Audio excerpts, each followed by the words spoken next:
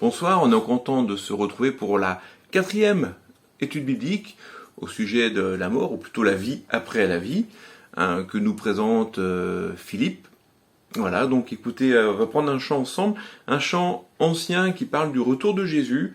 Et écoutez, soit vous le connaissez, vous chantez avec moi, soit vous allez le découvrir. On va voir ça ensemble. Ça veut dire, le texte c'est « Il va venir bientôt ». Voilà, allez.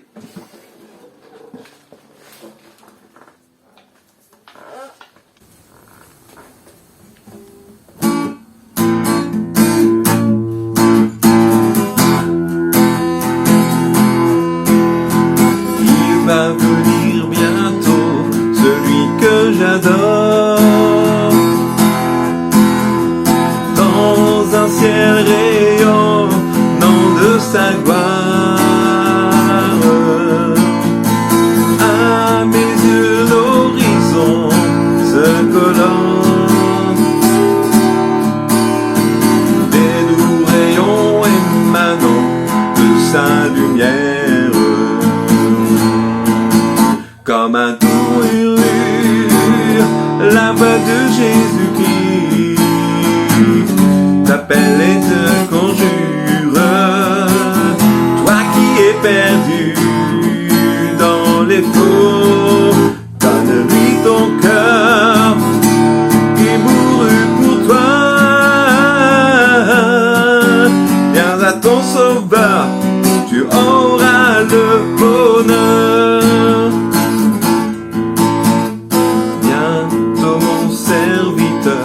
Prospérera,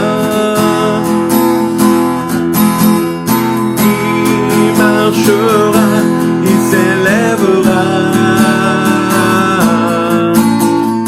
car il verra tous ceux qu'il a cru,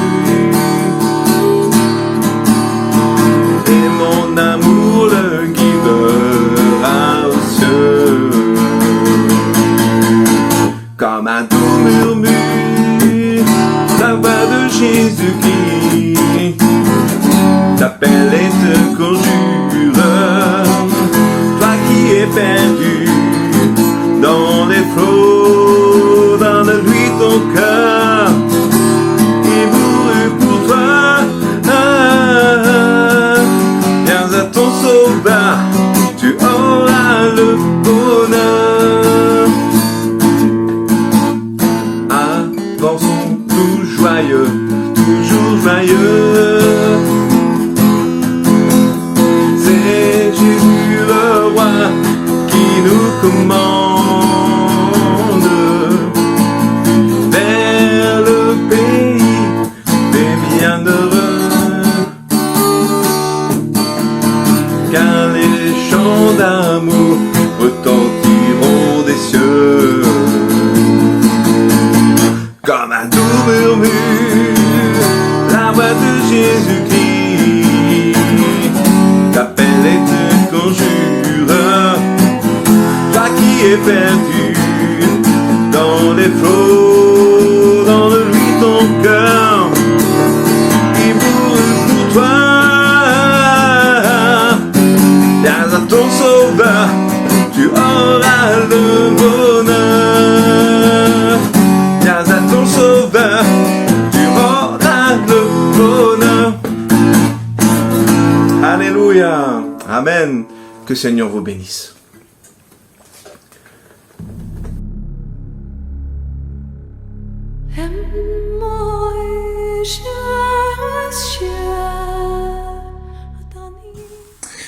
Bonsoir à tous, voilà, nous sommes heureux de nous retrouver ensemble autour de la parole de Dieu, en poursuivant ce thème autour de la mort que j'ai intitulé « La vie après la vie ». Et ce soir, je vous propose de parler de la résurrection. La résurrection, pourquoi ? Parce que c'est la base de la foi des chrétiens. La résurrection de Jésus-Christ qui annonce et qui promet la résurrection des morts. Et puis également aussi, nous allons parler ce soir de notre corps céleste, pour avoir quelques indications sur notre corps céleste. Nous regarderons le corps glorifié de Jésus-Christ. Nous avons quelques indications dans la parole de Dieu, dans le Nouveau Testament. Nous allons réfléchir sur le moment, quand cela se passera-t-il. Et enfin, en attendant la résurrection, ce que nous pouvons faire ou nous pouvons penser. Voilà simplement les sujets que nous allons partager ce soir ensemble. Alors pour débuter ce partage, je vous invite à lire un livre dans la première épître de Paul aux Corinthiens, au chapitre 15, un chapitre qui traite de la résurrection de Jésus, de la résurrection des morts, et qui est finalement la base de la foi chrétienne. 1 Corinthiens, chapitre 15, versets 1 à 26. Je vous rappelle, frères, l'évangile que je vous ai annoncé, que vous avez reçu, dans lequel vous avez persévéré et par lequel vous êtes sauvés, si vous le retenez tel que je vous l'ai annoncé. Autrement, vous auriez cru en vain. Je vous ai enseigné avant tout, comme je l'avais reçu, que Christ est mort pour nos péchés, selon les Écritures, qu'il a été enseveli et qu'il est ressuscité le 3e jour, selon les Écritures, et qu'il est apparu à Céphas, puis aux 12. Déjà, je fais une parenthèse, et Paul précise bien qu'il a reçu des choses de la part de Jésus, mais il appuie son propos concernant la résurrection sur les Écritures, sur ce qui a été écrit, sur ce qui a été inspiré par le Saint-Esprit sur l'Ancien Testament. Poursuivons la lecture. Ensuite, il est apparu à plus de 500 frères à la fois, dont la plupart sont encore vivants, et dont quelques-uns sont morts. Ensuite, il est apparu à Jacques, puis à tous les apôtres. Après eux tous, il m'est aussi apparu à moi, comme à l'avorton, car je suis le moindre des apôtres. Je ne suis pas digne d'être appelé apôtre parce que j'ai persécuté l'Église de Dieu. Par la grâce de Dieu, je suis ce que je suis, et sa grâce envers moi n'a pas été vaine, loin de là. J'ai travaillé plus que tous, non pas moi toutefois, mais la grâce de Dieu qui est avec moi. Ainsi donc, que ce soit moi, que ce soit eux, voilà ce que nous prêchons, et c'est ce que vous avez cru. Or, si l'on prêche que Christ est ressuscité des morts, comment quelques-uns parmi vous disent-ils qu'il n'y a point de résurrection des morts? S'il n'y a point de résurrection des morts, Christ non plus n'est pas ressuscité. Et si Christ n'est pas ressuscité, notre prédication est donc vaine, et votre foi aussi est vaine. Il se trouve même que nous sommes de faux témoins à l'égard de Dieu, puisque nous avons témoigné contre Dieu qu'il a ressuscité Christ, tandis qu'il ne l'aurait pas ressuscité si les morts ne ressuscitent point. Car si les morts ne ressuscitent point, Christ non plus n'est pas ressuscité. Et si Christ n'est pas ressuscité, votre foi est vaine. Vous êtes encore dans vos péchés, et par conséquent aussi, ceux qui sont morts en Christ sont perdus. Si c'est dans cette vie seule que nous espérons en Christ, nous sommes les plus malheureux de tous les hommes. Mais maintenant, Christ est ressuscité des morts. Il est le prémisse de ceux qui sont morts. Car puisque la mort est venue par un homme, c'est aussi par un homme qu'est venue la résurrection des morts. Et comme tous meurent en Adam, de même aussi, tous revivront en Christ, mais chacun en son rang. Christ comme prémisse, puis ceux qui appartiennent à Christ lors de son avènement. Ensuite, viendra la fin, quand il remettra le royaume de celui qui est Dieu et Père, après avoir détruit toute domination, toute autorité et toute puissance, car il faut qu'il règne jusqu'à ce qu'il ait mis tous les ennemis sous ses pieds. Le dernier ennemi qui sera détruit, c'est la mort. Un texte qui est important, un texte dans lequel Paul apporte des précisions importantes concernant la résurrection et la base de la foi chrétienne.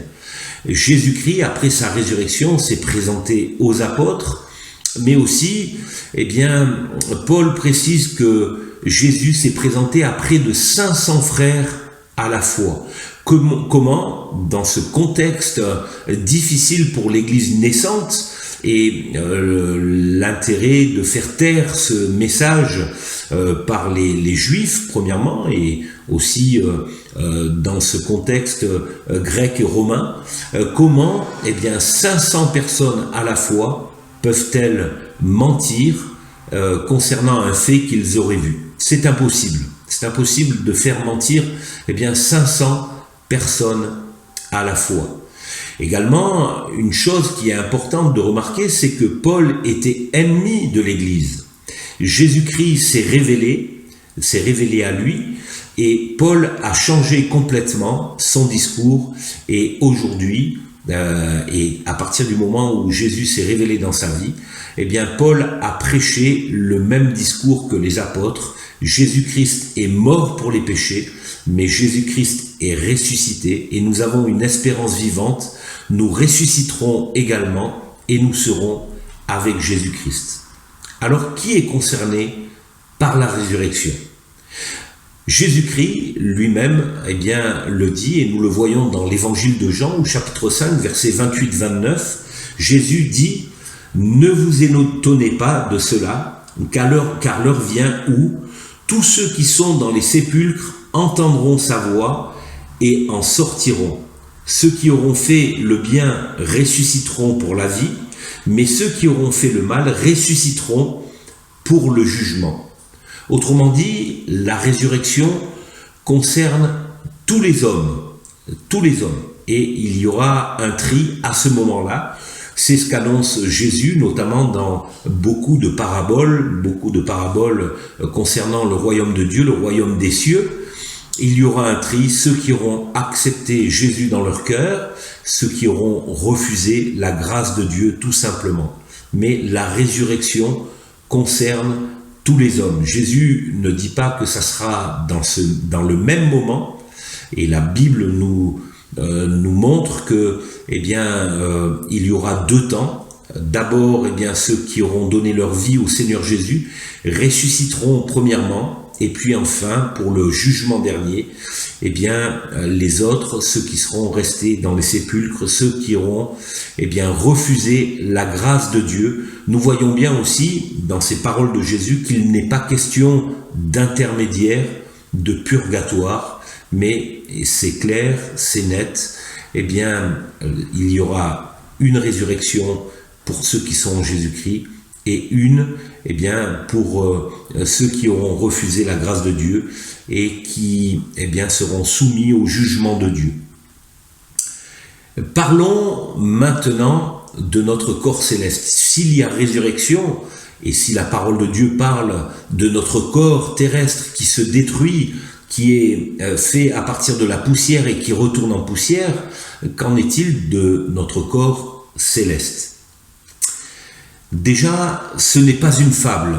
Ce n'est pas une fable que la résurrection. Et Paul dit dans 2 Corinthiens 5:1, nous savons. Et la Bible nous donne des indications concernant la vie sur terre, mais aussi la mort et la résurrection. Et Paul peut dire aux Corinthiens, nous savons, et il est important pour les chrétiens, d'être au courant, de se renseigner concernant notre destinée. Et Paul dit, par les Écritures, nous savons. Nous savons en effet que si cette tente où nous habitons sur la terre est détruite, nous avons dans le ciel un édifice qui est l'ouvrage de Dieu, une demeure éternelle qui n'a pas été faite de main d'homme. Aussi, nous gémissons dans cette tente, désirant revêtir notre domicile céleste, si du moins nous sommes trouvés vêtus et non pas nus. Ce n'est pas une fable, nous savons, nous avons le besoin, nous avons le moyen d'avoir le savoir concernant notre destinée. C'est une transformation, et la Bible, le Nouveau Testament, parle d'une transformation. Paul également dans sa première lettre aux Corinthiens, au chapitre 15, versets 42-44, écrit « Ainsi en est-il de la résurrection des morts, le corps est semé corruptible, c'est-à-dire le corps que nous avons actuellement. Il est ressuscité incorruptible. Il est semé méprisable, il est ressuscité glorieux.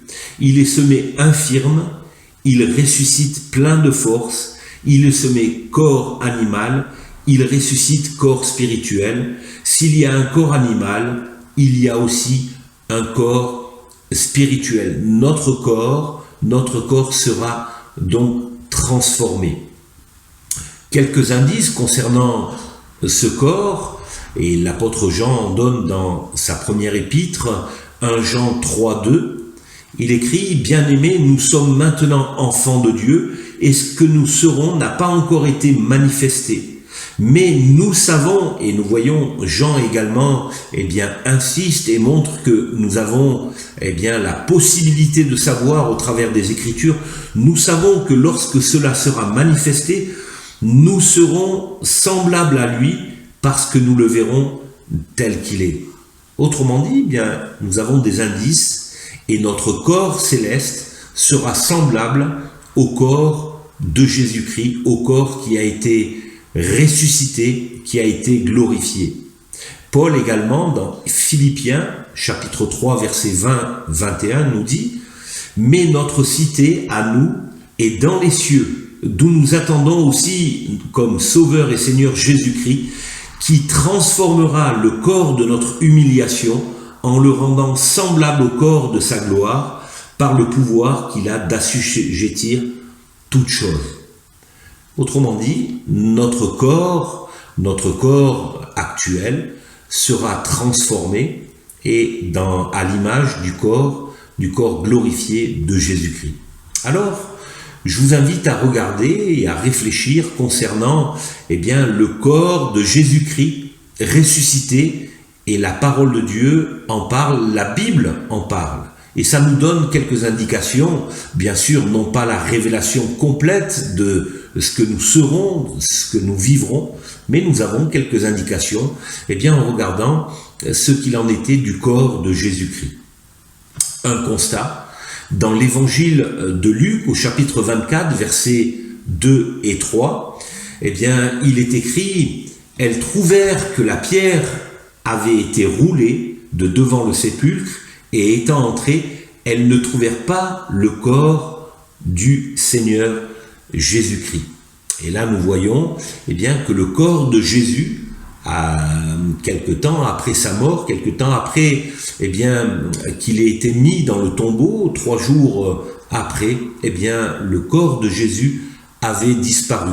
Ce qui fait polémique, ce qui amène des gens à discuter sur ce fait. Certains disent que il y a eu un arrangement entre les disciples et les soldats,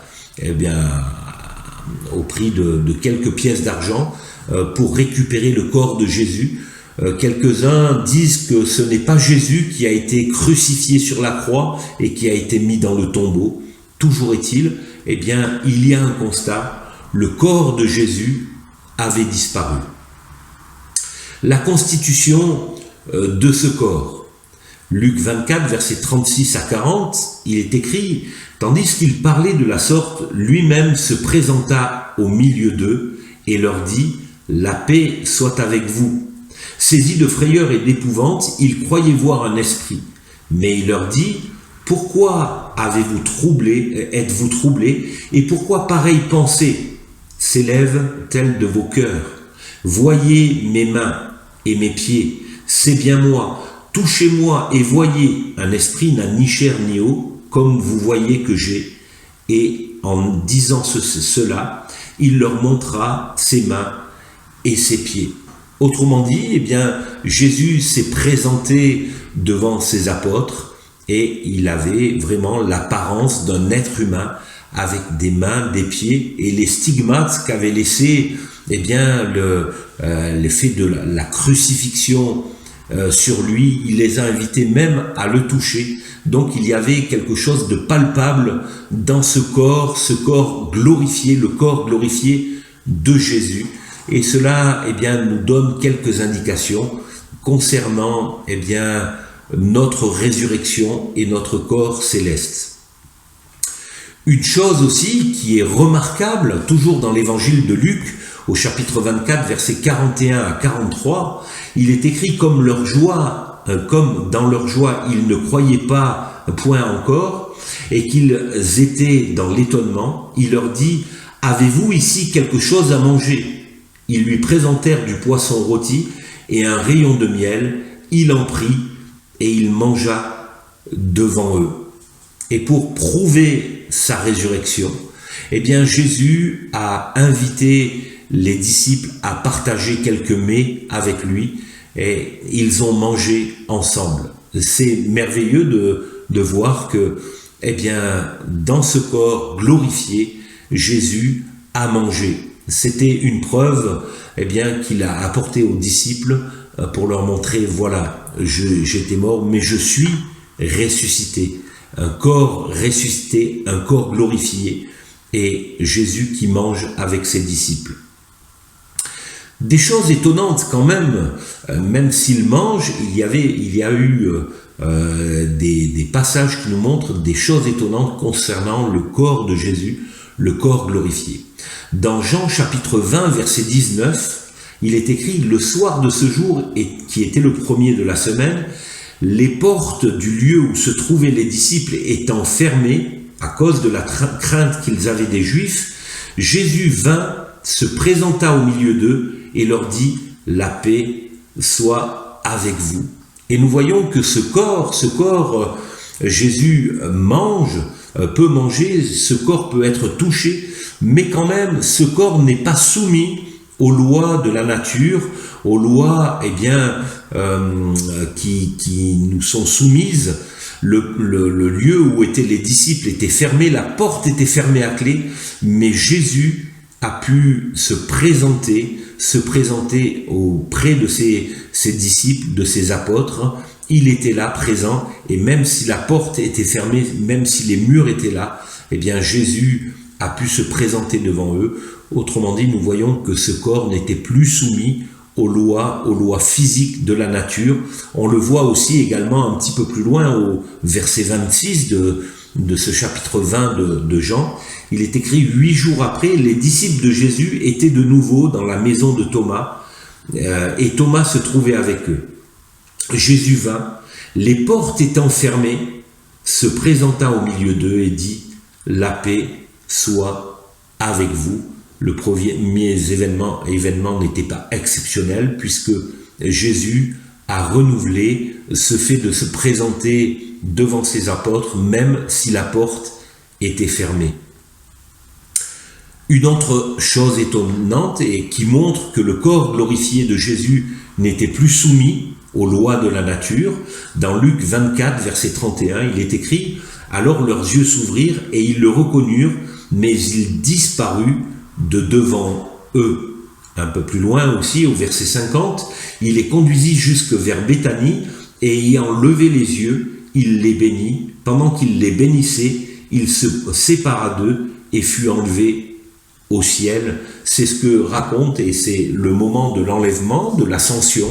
Nous voyons ce corps, le corps glorifié de Jésus qui s'élève, qui disparaît, et il y a des capacités particulières dans ce corps glorifié. Dans Actes 1:9, il est écrit après avoir dit cela, il fut enlevé pendant qu'il le regardait, et une nuée le déroba de devant leurs yeux. Voyons, ce sont les témoignages que Luc a pu rapporter. Je rappelle que Luc s'est renseigné auprès de témoins oculaires, mais nous voyons aussi que Marc a pu rapporter ces choses dans l'évangile qu'il a écrit au chapitre 16, verset 19. Le Seigneur, après leur avoir parlé, fut enlevé au ciel et il s'assit à la droite de Dieu. Autrement dit, nous voyons que le corps glorifié de Jésus avait des capacités particulières, capacité de pouvoir se mouvoir, de pouvoir disparaître, de pouvoir traverser les éléments physiques, mais aussi la capacité d'être touché et la capacité de manger.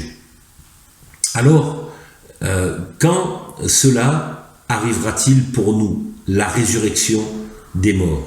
Eh bien, la Bible donne quelques éléments.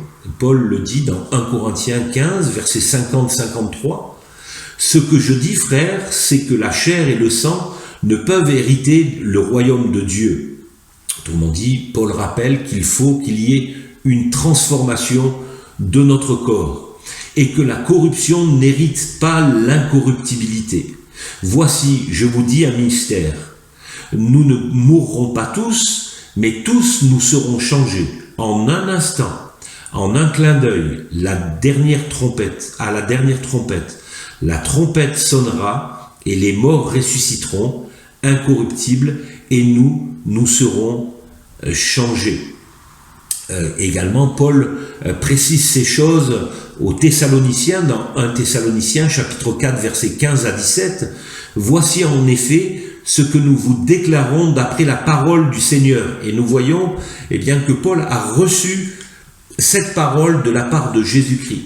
Nous, les vivants, restés pour l'avènement du Seigneur, nous ne devancerons pas ceux qui sont morts, car le Seigneur lui-même a un signal donné, à la voix d'un archange et au son de la trompette de Dieu, descendra du ciel.